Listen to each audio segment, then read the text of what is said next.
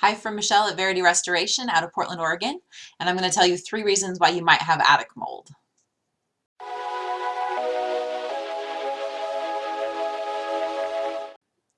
So issue number 1 might be a lack of ventilation. So you're supposed to have a certain amount of roof and soffit vents. So the roof vents are the ones that are on top of your attic, and soffit vents would be right where your roof structure and house meet.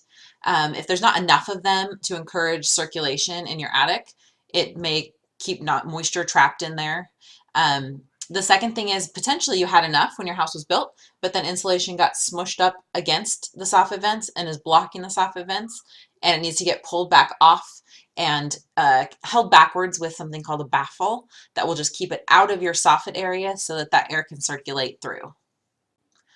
Reason number 2 could be that you have a roof leak. And so where that water gets in, it can be keeping the sheathing wet, and that wet sheathing is a great place for mold to be growing.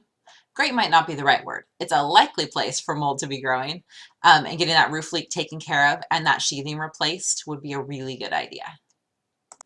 A third reasonably common problem that we see is when bathroom vents and sometimes laundry room vents are venting just into the attic space instead of all the way up through the roof. So when you get to the attic, there should be a little duct that takes it from the attic base all the way out the roof so that the moist air is going out the top of your roof as opposed to going into your attic and just all the moisture getting stuck in there.